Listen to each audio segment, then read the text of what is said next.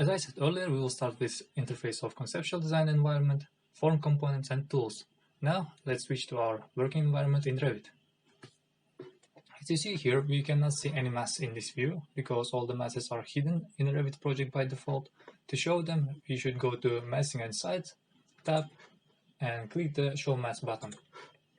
This button will show all the masses in all the views in this project. If we click the arrow over here, we can see that this button switches in between two modes of mass visibility. The first button is Show Mass by View Settings, and the second button shows masses in all the views in this project. This button brings us to conceptual design environment and lets us create masses within the project environment.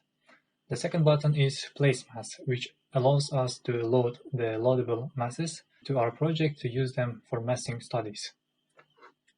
Now let's create a very simple form by clicking in Place Mass button. The name Mass1 is OK for us, so let's click OK. Now we are within a conceptual design environment. Here, as you see, the drawing panel is activated.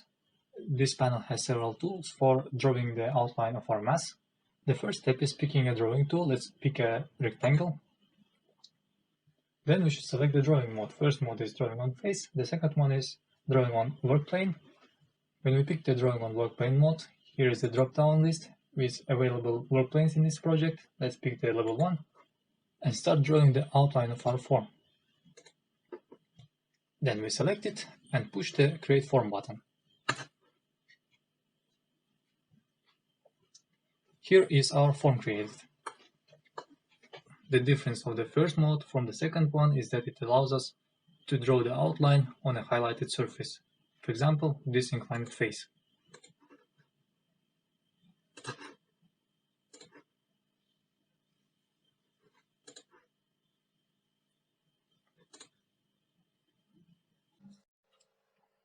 Now let's quickly check the Create Form button.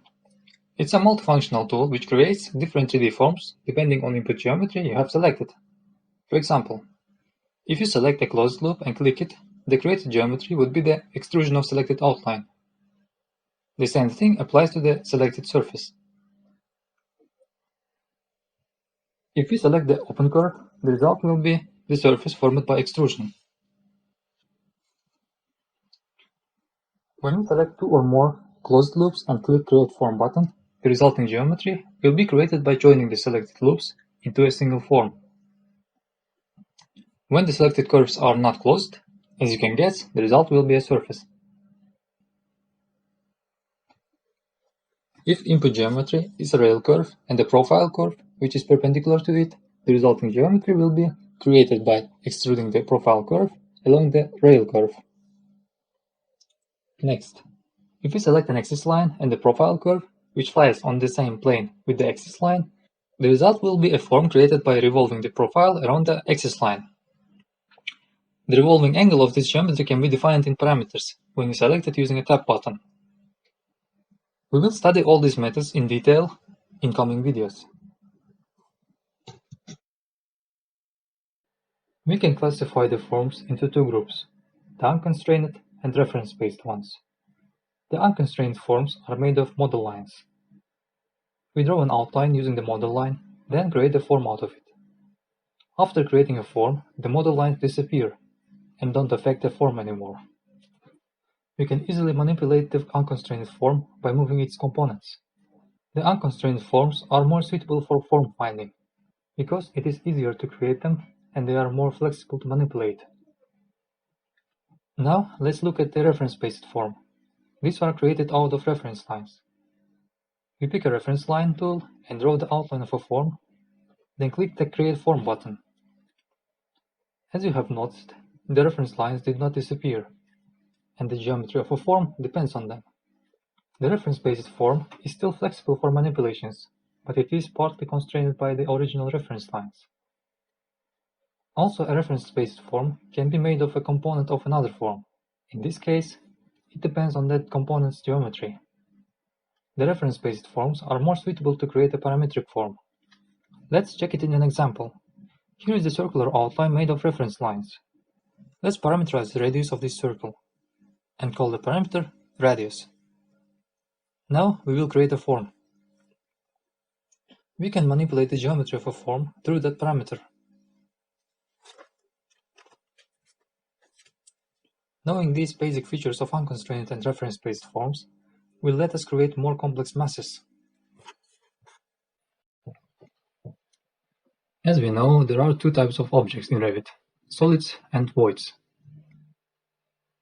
To create a void form, you have to click the arrow under Create Form button and select a void form. The same methods of geometry creation I mentioned before, like extrusions, lofting, revolving, and sweeping, apply also for void forms.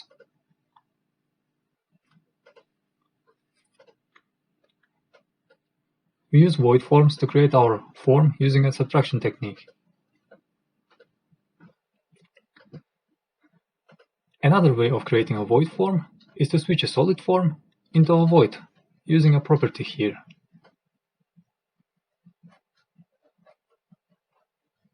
We use a cutting tool to cut a geometry using a void form or solid object. To do that, we click on the Cut button, then we select the geometry we want to cut and the cutting object. In a similar way, we can uncut the geometry using an Uncut tool located under the arrow here. Also, we have a Join tool. To join the geometry, we click on this tool, then we select the objects we want to join. After joining them, we get a single geometry, which we cannot edit. To edit it, we have to select the original objects we joined it before using a Tab button, and manipulate them. To unjoin the objects, we have an Unjoin button. As you see, we have our original objects unjoined.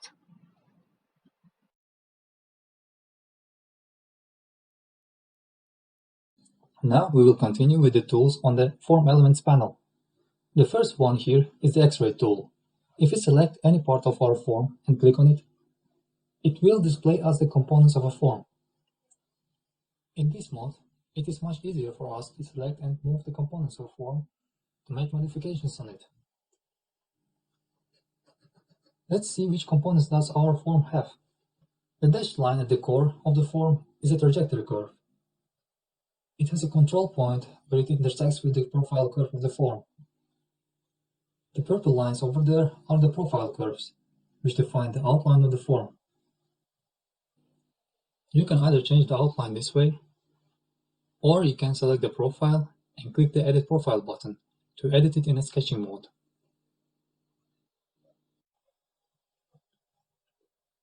The purple dots are the vertices of a form, and we can manipulate our form by moving these vertices. The gray lines connecting the vertices are the edges of a form. The surface of a form consists of the faces, which are defined by these edges. We can select each of these components and move them to edit our form. As you may have noticed, these three arrows change their direction according to the orientation of a component. But if you want to move the component in global directions of a project, you can easily change the direction of these arrows by clicking on a spacebar. The second tool, called Add Edge, lets us create an additional edge. We can do it either by clicking on the face of the form or connecting its vertices. Next tool lets us create an additional profile in the form. Adding a new edge or profile increases the number of components and makes the form more flexible to manipulate. The next button is Dissolve tool. When you select the form and click on this button, the form gets dissolved. That is, all the faces and edges of a form will disappear, and only the profiles are left.